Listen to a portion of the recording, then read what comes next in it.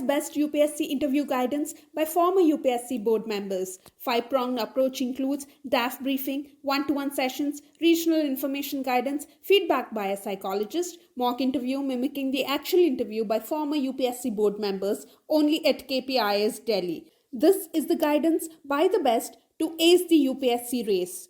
WhatsApp your DAF to 9133957733 now. Hello and a very warm welcome to KPIS Delhi. This is Anil Kumar and I welcome you all to the SCARE initiative, Current Affairs through Reverse Engineering program. Let us look into the important articles that came up in today's newspaper. The first issue that we are going to take up is regarding the Aadhaar-based payment system for MG Narega workers. This forms part of your GS Paper 1, Social and Developmental Issues, and also forms part of your GS Paper 2, Polity and Governance and all, and also some sort of financial inclusion and schemes related to it. This is the importance of this particular issue. Why this is in news? Because the Ministry of Rural Development has made it mandatory. The payment that the government has to make to the Narega workers is only through this Aadhaar-based payment system. It has been made mandatory. The Ministry of Rural Development. So we'll be discussing about the nitty-gritties of this particular issue. Second important issue that we are going to talk up is regarding the Supreme Court of India, which forms part of your GS Paper 2, Structure, Organization and Functioning of the Executive and the Judiciary. So recently the Prime Minister inaugurated the Diamond Jubilee celebrations of Institution of Supreme Court of India. So this holds relevance. 60 years has been completed since the inception of the Supreme Court of India, which is the apex court. Third important issue that we are going to take up is regarding the India-Myanmar border dispute, which forms part of your GS Paper 2, International Relations, Current Events of National and International Importance, Defense and Security. Why? Because if you look at Myanmar, it is very important for India as well. The regime in Myanmar is a military coup which has been growing in discontent, and it has also led to territorial losses as well as some geopolitical intricacies were in place in the Myanmar. So we'll be looking at this particular issue as well. Next important topic that we are going to take up is regarding the World Leprosy Day, because this leprosy is a disease that we have been observing. We have eradicated, despite that it has some significance. So this forms part of your GS Paper 3, Science and Technology, Development and their Applications and Effects in Everyday Life. So this leprosy is also important from science and technology perspective. Recently, January 28th has been regarded as World Leprosy Day. The last Sunday of January is regarded as a World Leprosy Day. So what is the call? What is the theme of this World Leprosy Day 2024? We'll be looking into it. Last important issue that we are going to take up is that ISRO has developed a new distress alert system, DAT. It forms part of your GS Paper 3, Science and Technology as well. So Indian Space Research Organization has developed this new distress alert transmitter to save fishermen who are stranded at sea. These are the issues we are going to take up. Now let us begin with the first important issue. The first issue that we are going to take up is the Aadhaar-based payment system for MG Narega. So what is this Aadhaar-based payment system for MG Narega? First we need to understand this. Before going to what is this Aadhaar-based payment system, you all are pretty aware about what is MG Narega. MG Narega is basically Mahatma Gandhi National Rural Employment Guarantee Scheme. Prima facie, for a layman, this particular scheme will provide the rural India, and it promises to provide at least 100 days of paid unskilled labor work, which is guaranteed by the government itself. It is an unskilled labor work for 100 days. That is what is promised by the government. So it can be of any sorts. This MG Narega works has been undertaken by the central government. Even the state governments are also following it. So whatever the works have been undertaken, the manual works that has been undertaken by the people, it has got certain advantages. This scheme, if you look at this particular scheme, it is able to achieve certain multiple objectives. One such important objective is to give employment opportunities to the people, especially the rural India. Whenever you talk about rural India, they are predominantly dependent on agriculture, especially in the off-season times when they don't have any sort of agricultural activities. This MG Narega will serve the purpose by providing certain employment opportunity. This is the first objective of this MG-Narega. If we talk about other objectives, like this scheme will also help to stop or reduce the migration of people from rural to urban areas as well. Yes or no? Because if you are able to find enough or ample amount of work in your rural area itself, why do you migrate to urban areas? So in order to address that also, the migration of people can be curtailed by effectively utilizing this MG-Narega scheme as well. This could be your second objective. Third important objective is the provisions within this MG-Narega is that jobs reserved for women should be 1/3 of the jobs which were allocated. If you look at this, women are at the forefront. 1/3 of the jobs under this MG-Narega has to be devolved, has to be dedicated only to the women. But if you look at the reality, over 50% of jobs are given to the women. So it has been a huge success. In this regard, it has various positive benefits. But if you look at the problems, what are the problems associated with this MG-Narega scheme? First important issue or the problem that we can witness under this MG-Narega scheme is regarding the payment or the finances. The payment system has been a cause of concern for this MG-Narega workers. So what is this payment system? How can this happen? Now, whenever you look at this payment system, as I told you, it is 100 days of unskilled work that is provided to the rural people. So whoever has been undertaken this work, they have to be paid certain amount as stipulated by the government. So that amount, how can it be paid? So the MG-Narega basically has two modes of wage payment systems. One is based on account-based payment system. Second one is Aadhaar-based payment system. This is the traditional one which we used to follow in till now. Now the government from January 1st of 2024 has made it mandatory on the part of the executive to issue only Aadhaar-based payment system for MG-Narega workers. It is made mandatory from Jan 1st of this particular year. Before that, we used to follow this account-based payment system. So two modes of payment. One is account-based, second one is Aadhaar-based. When I am talking about account-based payment system, wage transfers to the workers will happen through accounts, which means will happen through their names. This particular person should have a bank account and this particular bank account number should be there, and the bank IFSC code is also required. Then account-based transfer system can happen. Second is Aadhaar-based payment system. Whenever you talk about this Aadhaar-based payment system, basically the Aadhaar is linked to the beneficiary. So the seeding of this Aadhaar has to link with that particular bank account. When this is happening, it has to be mapped with National Payment Corporation of India, NPCI. So if these three processes happen, then only Aadhaar-based payments can happen. Alright, these are the two modes. So now, if you look at what are the impacts that are created because of this Aadhaar-based payment system. Because if there is some issues with respect to authentication or mapping of Aadhaar-based payment system, it obviously causes certain financial and livelihood difficulties for workers. So if there are any nitty-gritties or technical glitches with respect to Aadhaar-based payment system, the whole objective or purpose of this MG-Narega can be diluted because the financial and livelihood difficulties of workers will not be taken away. So the impact of ABPS on workers is denied work. Incorrect Aadhaar-based payment system means you are denying work. You are denying wages for the worker. This is the first impact. Second is financial strain. Obviously, workers lose money and days of livelihood is lost because of these technological glitches. This is about the impact of Aadhaar-based payment system. Again, some issues that have been highlighted is regarding the audits and deletions in job cards. Publicly available audits on job cards, deletions and gains in the Aadhaar seeding targets are contentious. You have certain issues. There are questionable audits. There are lack of available audits on job card deletions. Aadhaar seeding targets is also there. Officials deleting job cards owing to pressure from union government to meet 100% Aadhaar seeding targets. That can be leading to duplication or seeding of Aadhaar targets and also exaggerated savings claims. Some evidences has also suggested that there has been exaggerated savings claims due to Aadhaar as well. So if you evaluate the claims of Aadhaar-based payment systems, the government's claim is to benefit from Aadhaar-based payment system in MG-Narega. They are refuted. Despite government supporting it, they are refuted because there has been deleted duplications. Challenges are there with respect to assessing and removing of duplicate job cards. And also the questionable efficiency has also been a major concern. There has been no statistical significant difference with respect to this payment methodologies that we have been following. The inefficiency of ABPS as well as account-based payment system.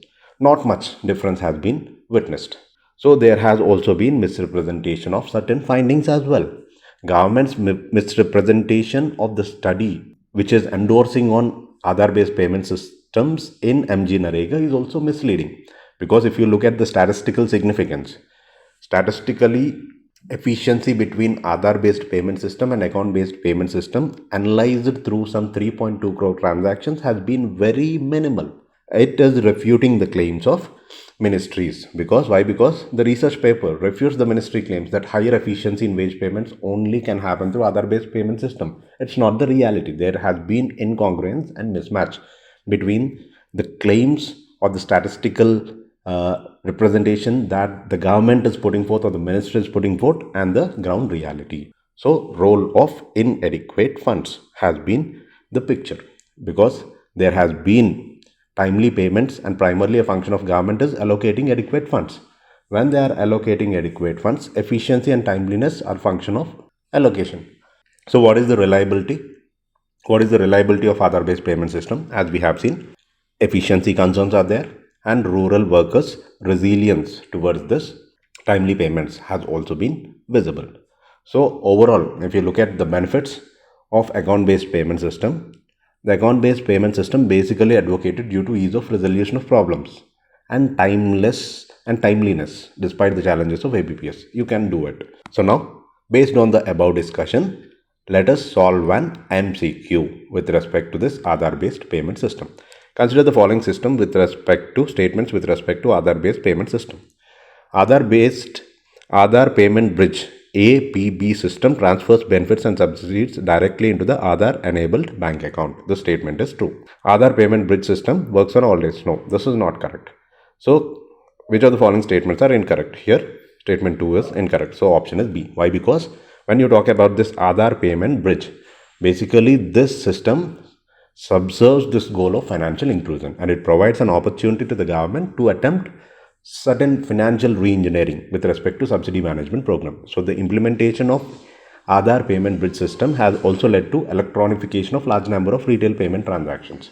So the benefits could be elimination of inordinate delays, transfers, benefits and subsidies in a seamless and timely manner.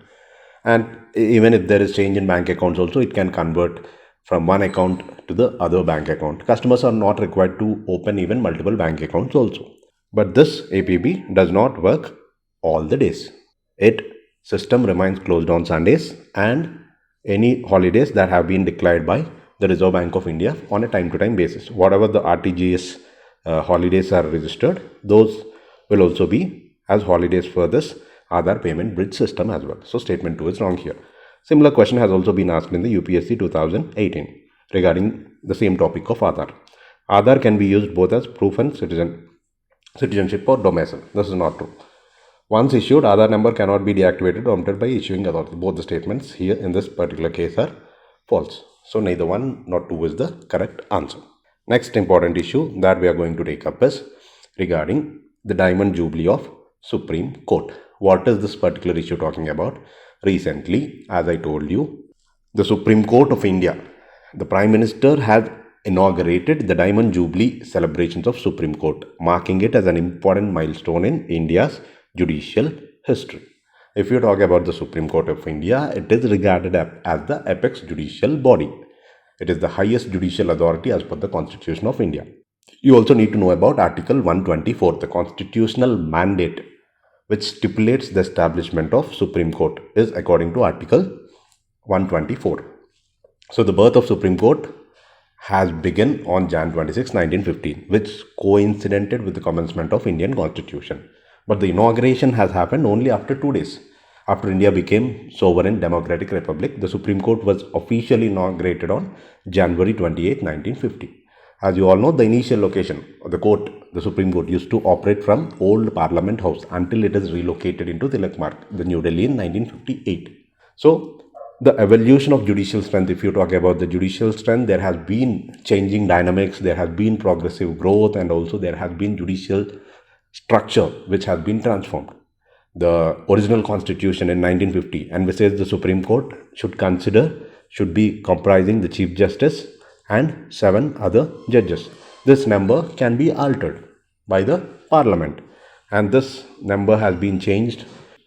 There are various powers and jurisdictions which were accorded to Supreme Court. They are part and parcel of your Indian polity. You'll be knowing about it.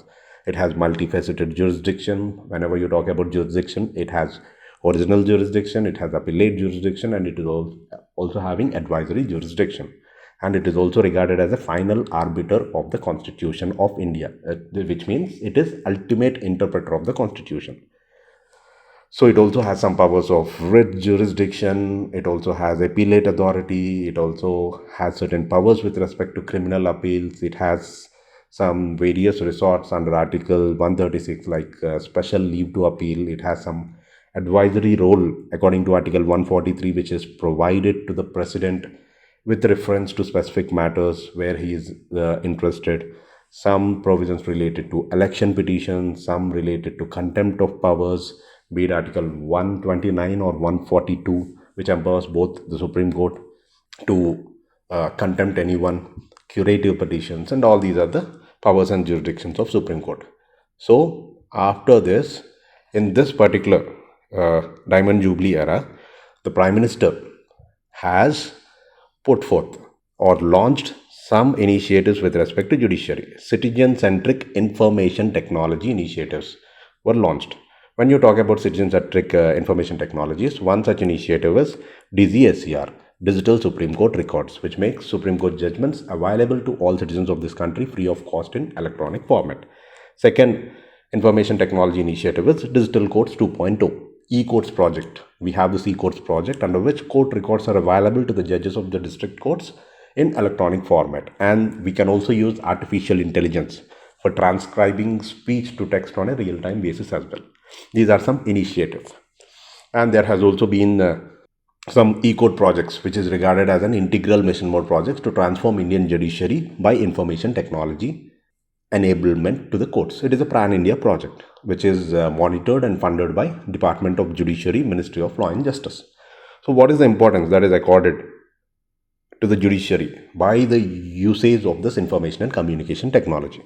One important initiative or importance of ICT is it can provide transparency in accessibility of information to all the stakeholders. Second important advantage is it can enhance judicial productivity so that it makes justice delivery system affordable as well as cost effective. Third important advantage is it can also reduce pendency by effective management of cases. These are some important points with regard to information communication technology in judiciary. Now, let us solve an MCQ with respect to this particular Supreme Court of India. Consider the following statement. The Supreme Court of India traces its origin to the Constitution of India, Article 75, which mandates its existence. Second, in 1950, Supreme Court comprised a Chief Justice and 7 PUC judges. We have seen this also. So which of the statement is correct here? Statement 2. Only 2 was correct. Why? Because as I told you, the Supreme Court of India stands as a paramount judicial institution of this nation's governance framework, tracing its origin to Article 124 of the Constitution, not Article 75 of the Constitution. So statement 1 is wrong here. Second statement stands true. Alright, same question on Supreme Court has been asked in UPSC Prelims 2014 as well. The power of Supreme Court of India to decide disputes between the center and state falls under which jurisdiction? It falls under your original jurisdiction. Next important issue is regarding the World Leprosy Day. Forms part of your GS paper 3. World Leprosy Day 2024 is observed annually on the last day of January. Last day of January is regarded as last Sunday of January, It is the last Sunday of January, which fell on 28th of this particular year. So what are the key highlights that has been observed? The major theme of this World Leprosy Day 2024 is a call to beat leprosy. A call to beat leprosy and erase any sort of stigma associated with it. So the theme of this is beat leprosy, which is echoing the global resolve to eradicate the disease and combat the social stigma which is associated with leprosy. Another important thing is the emphasis on addressing this particular leprosy should not be confined only to medical aspects, but it should also be seen as a social and psychological dimensions, because it fosters compassion and respect prevailing over discrimination. So these are the key highlights. If you look at the status of leprosy in India, despite India has achieved leprosy elimination status, which means that there are only fewer than one case for 10,000 population since 2005. So we can say that India has achieved this leprosy status. But despite that, it continues to bear a burden which is significant in number. Approximately 60% of world's leprosy cases or patients reside in India, according to some recent statistics. So there has also been a sample survey which is conducted by ICMR, Indian Council of Medical Research, between 2008 and 2011. It has estimated that there could be as many as 250,000 new leprosy cases which can be reported in our country. So this is about leprosy. You have to go through some basic facts here. What are the causes of leprosy? What are the ways through which leprosy can be transmitted? And what are the treatment mechanisms available? See, basically, this is the scientific technical aspects which you can go through. Leprosy is also known as Hansen's disease. Hansen's disease. This you need to be aware of. It is an infectious disease which is basically caused by Mycobacterium. So it is a bacterial infection. Mycobacterium leprae, which primarily affects your skin and peripheral nerves. So what are the government initiatives that have been taken with respect to eradication or elimination of this leprosy? There has been certain initiatives. The government has come up with a nationwide program called as SLAC, Spurs Leprosy Awareness Campaign, with respect to raising awareness about the importance of early detection and treatment of leprosy. And second important such aspect is National Leprosy Eradication Program, with emphasis on both prevention, cure in any particular endemic regions as well. These are the initiatives of the government which have been taken up. So now let us solve an MCQ with respect to this particular topic of leprosy. Consider the following statements. Diphtheria, leprosy, smallpox and dengue. How many of the above diseases are caused by bacterium? So whenever you talk about this, you are aware smallpox and dengue both are some infections which are caused by virus. So these are viral diseases, viral infections, whereas diphtheria and leprosy are caused by bacteria, bacterial infections or bacterial diseases. So only two statements are correct here. So answer is option A. Similar question has also been asked in 2013 based on viruses. You can go through this particular previous year question as well. Next, moving on, coming to next important issue. Next important issue basically talks about the dispute which is happening in Myanmar. If you look at Myanmar, if you look at this particular image, I have given you the relationship and the status of Myanmar that has been evolved progressively. See, during ancient times, Buddhism spread to Myanmar from India. We have very socio-cultural and religious linkages with Myanmar. During the British times, till 1935-37, to be very specific, British administered Myanmar as Burma, as province of India till 1937. Till the Government of India Act 1935 was passed, Myanmar was part and parcel of India. So the same Britishers used to rule, regulate all the affairs of both the countries, India as well as Myanmar. At that time, the erstwhile Myanmar is called as Burma. So all the provisions were applied to Burma as well till the Government of India Act 1935. The 1909 Act, the 1919 Act, all the previous earlier acts were applicable to Burma as well, which means Myanmar as well. Only this separation has happened after 1935. Then a separate resolution has been passed with respect to administration of Myanmar and India separately. So in 1951, India and Myanmar established diplomatic relations. It has been established some diplomatic relations.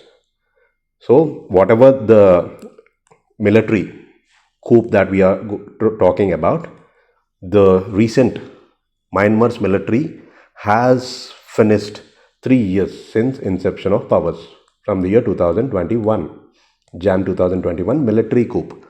Military is ruling this particular country. There is no democratically elected representative government in Myanmar from the past 3 years. This has not been a new case for Myanmar because in 1962 also there have been numerous instances where military took over the control in Myanmar in a coup. But for the first time in 2015, Aung San Suu Kyi government has won and democratically elected government was formed there. But again, the military overthrown this Aung San Suu Kyi's democratic power and they established their hegemony or supremacy. This is the case. This is the timeline. So what is the issue now? The military has completed 3 years. The military which was formed, which is ruling this particular country, has facing conflict with respect to two other militaries as well. One is the democratically elected parties, the parliamentarians who are in a position to be elected democratically. They formed a separate organization called as National Unity Government, under which they maintained or constituted a military called as PDFs. PDF stands for People's Defense Forces. It is an armed uprising to fight against the military rule, the Myanmar's military. This is all the collective effort of all political parties. Second, you have another regional parties, regional or tribal groups who are prevalent in that countries. They also have maintained their own militaries. For example, if you talk about Arakan army, it is a tribal group which is having its own army, which is fighting for hegemony to bring down this military coup. Similarly, you have Myanmar's National Democratic Alliance, you have Thang National Liberation, all these are there. So there has been discontent and territorial wars, where there has been a fight between the established military coup and the succeeding ethnic armed organizations as well as the People's Defense Forces. This has been the case. Because of this, there is a lot of discontent in Myanmar as well as territorial losses have been happening in Myanmar. So whenever such disturbance is caused, who interferes? China has a stake. China can interfere. China has been supporting Myanmar and its interest to robustly defend Myanmar's military from any international censors. Whenever any humanitarian issues were happening within the country, there will be some sort of sanctions which was imposed by Western powers. But China is making sure that no such sort of censors or international sanctions are being imposed on Myanmar because they have their own interest. China has also contained the identification of an ethnic alliance which promoted online scams and some criminal syndicates to free millions of Chinese citizens, which has impacted. They eradicated this. So, but if you talk about the ASEAN, which is a regional grouping which is prevalent in this particular region, the principal regional actor is ASEAN, Association of Southeast Asian Nations. It has made it clear that according to the 5-point consensus, they denied the military or the Myanmar military a place in any of its summits. Whenever all the countries are representing this ASEAN meeting, only the elected representatives or the democratically elected people or parliamentarians of that particular country were invited to take part in the summit. So, as Myanmar do not have any such sort of representatives or democratically elected government, they denied any participation of this Myanmar military in its particular summit. So now what is the issue with respect to India? When you talk about India, India has certain strategic interest with respect to Myanmar. If you look at India, there has been a project which links India and Myanmar. That project is known as Kaladan Multi-Modal Project. This Kaladan Multi-Modal Project holds very much significance with respect to India. It is a multi-modal transport project between India and Myanmar via this Bay of Bengal channel. Why this is important? Because whenever you want to take up any sort of cargo, transfer of cargo from India to the northeastern part, you have to take this longest route, which is acting as a hindrance. In order to surpass this, India has established something called as Kaladan Multimodal Project at Sitwe. Sitwe is strategically important location in Myanmar. So this sea route is established. From this sea route, there is a place called as Paletwa. This Paletwa region now, which has been under the regional tribal military group, Arakan group, they captured this Paletwa region. Earlier, this Paletwa region has to be under the hands of Myanmar's military corps. So this has been foregone to the tribal group. So this Paletwa is strategically important for India because from Kolkata you have a sea route to Sitwe, and from there Sitwe to Paletwa to enter into the Mizoram state, an inland sea route is established across this river Kaladan. So this strategic location has to be safe and secure. Then only our India's purpose will be secured or ensured. The benefit we can accord. For that, this dispute which was happening, the geopolitical scenario whichever is happening, is important for India as well. So as you all know, India is more proactive. It is only talking about the humanitarian approach and to displace communities in Myanmar to ensure peaceful coexistence, ceasefire, consensus. So it has not taken any side, be it the military side or be it the political dispensation side. So it has been neutral, but the situations in Myanmar has been changing. Any time in near future, the military army can come to power, overthrowing the military by the democratically elected parties. That can happen, or even the military can settle this particular military fight which is happening between these two groups as well. Anything can happen, so we have to wait and see what is India's call. But Myanmar is strategically important for India. This is about this particular Myanmar issue, because even the Myanmar also helps us with respect to insurgency issues which were happening in India as well. So the economic and strategic interest in Myanmar and its neighborhood is of utmost importance for India as well. Any sort of concerns in the recent developments will have a significant effect on geopolitical dynamics of that particular region, especially with respect to India as well. That is why Myanmar is also important for India. So now let us solve an MCQ with respect to this particular question. Consider the following statement with respect to India-Myanmar relations. Myanmar is considered as India's gateway to ASEAN and Southeast Asian nations. Is this particular statement true? Yes, it is true. Myanmar and India both are members of BIMSTEC, Bay of Bengal Initiative for Multi-Sectoral Technical and Economic Cooperation. Here the answer is C. Both 1 and 2 are correct. Similar question has also been asked in 2015. Mekong Ganga Cooperation Initiative of 6 countries. Which of the following are participants of this? You can go through this as well. Next important issue that we are going to take up is regarding new distress alert transmitter which was developed by Indian Space Research Organization. So ISRO has developed this new distress alert transmitter to save fishermen who are stranded in sea. So this ISRO has introduced this second generation distress alert transmitter to enable the stranded fishermen at sea to send certain emergency messages and receive real-time acknowledgements as well. So a two-way communication has been established.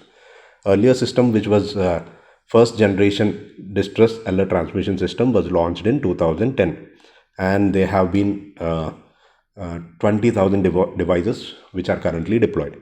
So communication process is there, signal decoding is also happening, and information transmission is also happening. So what is the uniqueness of this second generation system?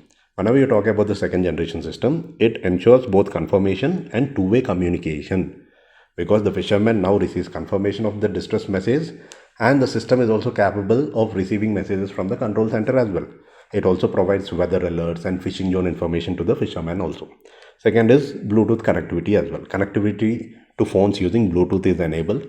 Messages can be read in native languages through a dedicated phone application as well. And also it has developed web-based network management system, which means Sagar Mitra, which maintains the database of registered distress alert transmitters second generations. It assists these people in assessing real-time information about distress boats, including coordinates as well. So this is important from the perspective of fishermen and fishing industry in India. So now let us solve an MCQ with respect to this particular system. What is the significance of ISRO's second generation distress alert transmitter? Answer is, here it is C, a pioneering development in satellite communication and navigation capabilities. Rest all are not related to this particular issue. Similar question has also been asked regarding the Mangalyaan, which was launched by ISRO. Try to solve this as well. Alright, please visit our Telegram channel and answer the main questions which came up regarding these particular issues. See you in the next session and all the best.